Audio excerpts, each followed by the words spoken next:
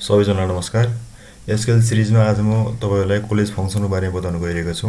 कृपया भिडियो कस्तो लागिरहेको छ सल्लाह सुझाव दिन नभुल्नु होला। साथै लाइक सब्स्क्राइब पनि गरिदिन नभुल्नु होला।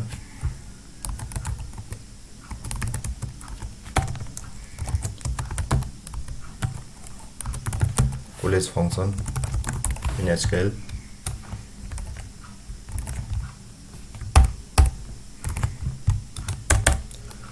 कोलेज फंक्सन तपाईको इजनलसँग रिलेटेड छ। जस्तो इजनलले तपाईको दुईवटा मात्रै प्यारामिटर लिन्छ। तपाईले इजनलको बारेमा थाहा छैन भनेपछि मैले यसभन्दा अगाडिको भिडियोमा इजनलको बारेमा डिस्कस गरेको छु। कृपया प्लेलिस्टमा गएर हेर्न सक्नुहुन्छ। इजनलले तपाईको दुईवटा मात्रै चाहिँ के गर्छ प्यारामिटर लिन्छ भनेपछि कोलेजले दुई वा दुईभन्दा बढी मल्टिपल प्यारामिटरहरु लिन्छ। जस्तो इजनल थियो।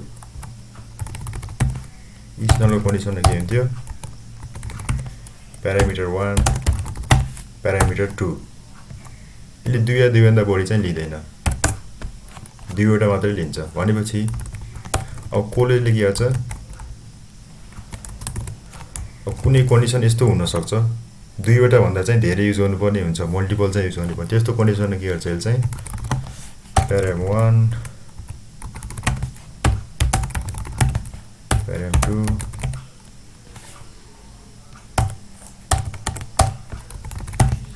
प्याराम 3 प्याराम n भनेको यसले चाहिँ जति पनि चाहिँ लिने गर्छ, मल्टिपल चाहिँ लिने गर्छ। यस्तो कन्डिसनमा चाहिँ हामीले के गर्छौं कोलेज फंक्सन चाहिँ युज गर्छौं।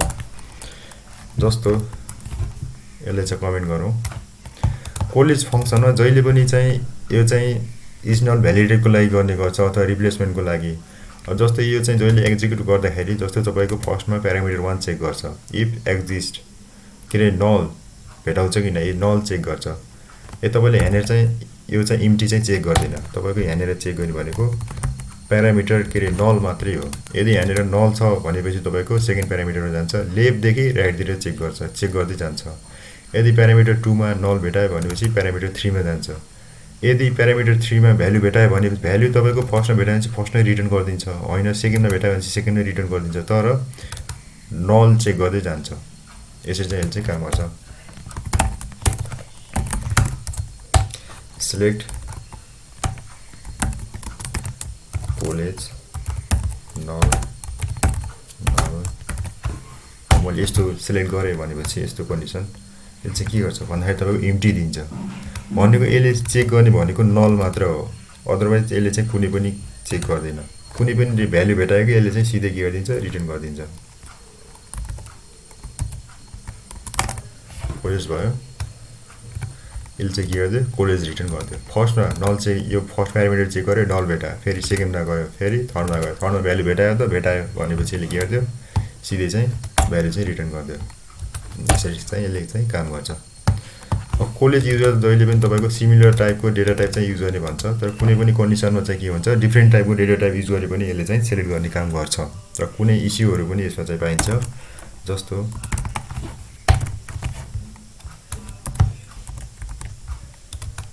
यसमा छ है मैले यसभन्दा अगाडि र पछाडी चाहिँ मैले चाहिँ एउटा चाहिँ इन्टिजर राख्दै, अब मैले फर्स्टमा चाहिँ के गर्दै 1 राख्दै, यसले चाहिँ कन्भर्जन फेल भयो भनेर चाहिँ एरर दियो, तर यसले चाहिँ के गर्छ तपाईको 1 चाहिँ रिटर्न गर्छ। यसमा चाहिँ कुनै पनि कन्डिसन जस्तो फर्स्टमा तपाईको इन्टिजर अथवा डेसिमल भ्यालु छ र त्यस पछाडीको प्यारामिटर चाहिँ n भ्यारक्यार भ्यालु छ, भ्यारक्यार टाइपको भ्यालु छ भनेपछि यसले चाहिँ के गर्छ भ्यालु रिटर्न गर्छ। यदि होइन तपाईको फर्स्टमा चाहिँ भ्यारक्यार भ्यालु छ र त्यसभन्दा पछाडी चाहिँ डेसिमल अथवा इन्टिजर भ्यालु छ भनेपछि यसले के गर्छ तपाईको एरर भ्यालु गर्छ, एरर चाहिँ म्यासेज चाहिँ रिटर्न गर्छ। यदि यसमा कन्भर्जन फेल हो र सबै चाहिँ प्यारामिटर चेक गर्छ भनेपछि 1 चेक गर्यो हैन, त्यसपछि 1 लाई त तपाईको फेरि के गर्यो यहाँनेर भ्यारक्यार भ्यालु छ भनेपछि यसमा चाहिँ तपाईको इन्टिजरलाई चाहिँ तपाईको इजिली चाहिँ तपाईको भ्यारक्यारमा कन्भर्ट गर्न सकिन्छ, तर चाहिँ भ्यारक्यारले के गर्छ त भ्यारक्यारले कहिले चाहिँ इन्टिजरमा कन्भर्ट गर्छ त गर्दैन। त्यही भएर तपाईले चाहिँ जहिले पनि सिमिलर टाइपको डेटा टाइप चाहिँ युज गर्नु होला। जस्तो अब यसमा चाहिँ अब एररबाट त बस्नु पर्यो, त्यसको लागि चाहिँ के गर्नु पर्यो यहाँनेर तपाईले कास्ट गर्नु पर्यो, कास्ट एज भ्यारक्यार गर्नु पर्यो। अब तपाईले यहाँनेर भ्यालु कति आवश्यक पर्छ त्यो अनुसार राख्नु होला। त्यसपछि के आयो, यसमा चाहिँ बल्ल कोलेज चाहिँ रिटर्न गर्यो। त्यसले चाहिँ यसरी चाहिँ काम गर्छ। ध्यान दिनु होला, फर्स्टमा चाहिँ तपाईँको इन्टिजर भ्यालु छ, त्यस पछाडिको स्ट्रिङ भ्यालु छ र तपाईँको यहाँनिर चाहिँ ऱ्यान्डमली फेरि इन्टिजर आयो भने चाहिँ यसले चाहिँ एरर दिँदैन।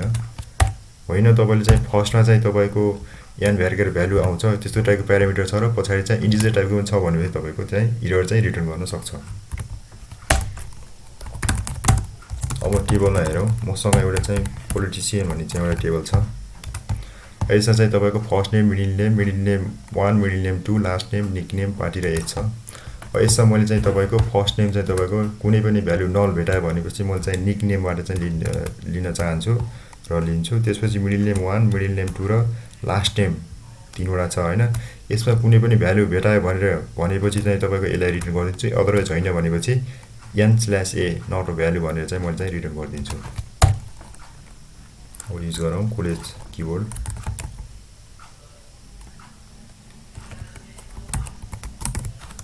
College first name, nickname के रिटर्न गर्छ हेरौँ।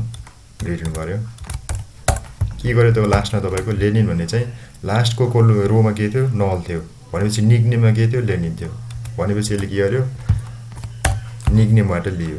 अब त्यस्तै गरी म चाहिँ अब नेक्स्ट के गर्छु, college middle name 1, middle name 2, last name. अनि यदि मिडल नेम पनि नल छ अनि त्यसपछि तपाईँको लास्ट नेम पनि नल छ भनेपछि तपाईँको मैले चाहिँ आफूले चाहेको चाहिँ स्ट्याटिक भ्यालु चाहिँ रिटर्न गर्न सक्छु। यस्तो टाइपको चाहिँ डेटाहरू पनि हाल्छ, रिटर्न गर्न सक्छौँ। भनेपछि फर्स्टमा भेटायो, हजुर भेटायो, पश्चात अब यसले चाहिँ कसरी काम गर्यो एकचोटि चाहिँ हेरौँ।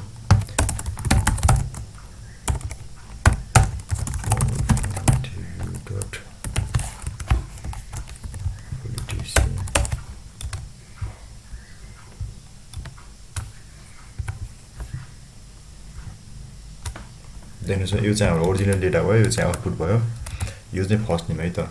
फर्स्ट नेममा मैले के गरेको छु, फर्स्ट नेम र तपाईँको निक नेमलाई चाहिँ कोलेज गरेर राखेको छु, प्यारामिटर 1, प्यारामिटर 2 भनेपछि यसमा चाहिँ भ्यालु भेट्यो, चाहिँ यही नै रिटर्न गर्यो यहाँसम्म। लास्टमा के गर्यो, 7 नम्बर रोमा चाहिँ नल छ, यदि नल छ भनेपछि चाहिँ यसले चाहिँ रिप्लेस गरिदियो।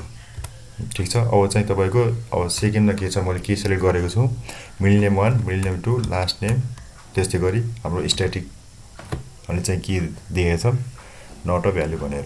त्यसको लागि फर्स्टमा आउँछ, फर्स्ट रोमा फर्स्टमा के गर्छ, नल भेटाउँछ, त्यसपछि चाहिँ नेक्स्ट प्यारामिटर जान्छ बहादुरमा, अनि यसले के गर्छ, बहादुर रिटर्न गर्छ।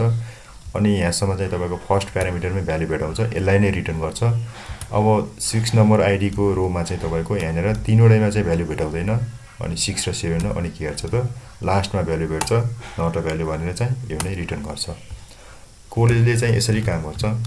यो भनेको इजनल जस्तै हो, तर म 2 या 2 भन्दा बढी चाहिँ प्यारामिटरहरू आवश्यक तपाईँलाई चेक गर्नुपर्ने छ र तपाईँलाई युज गर्नुपर्ने छ भनेपछि कोलेज फङ्सन युज गर्नु पर्यो। अनि सकभर सिमिलर डेटा टाइप युज गर्नु पर्यो। यदि तपाईँलाई के अरे डिफ्रेन्ट छ भनेपछि, डिफ्रेन्ट डेटा टाइप छ भनेपछि एउटैमा कास्ट गर्नु पर्यो, त्यसरी चाहिँ युज गर्नु होला।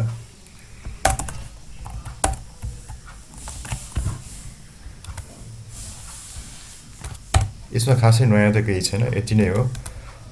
कृपया भिडियो कस्तो लाग्यो सल्लाह सुझाव दिन नभुल्नु होला, सब्सक्राइब गरिदिन नभुल्नु होला, लाइक कमेन्ट गर्नको लागि सबैजनालाई। यदि तपाईँको साथी सर्कलमा कुनै पनि साथीहरूले चाहिँ SQL सर्भर सिक्दै हुनुहुन्छ भनेपछि चाहिँ सिक्न खोज्दै हुनुहुन्छ भनेपछि कृपया भिडियोहरू चाहिँ सेयर गरिदिनु होला। अनि अब नेक्स्ट भिडियोहरू चाहिँ तपाईँले हेर्न चाहनुहुन्छ भनेपछि सिक्न SQL चाहिँ राम्रोसँग सिक्न खोजिरहनु भएको छ भनेपछि तपाईँको सब्सक्राइब गरेर बेल आइकन चाहिँ थिच्न चाहिँ नभुल्नु होला। शुभ दिन।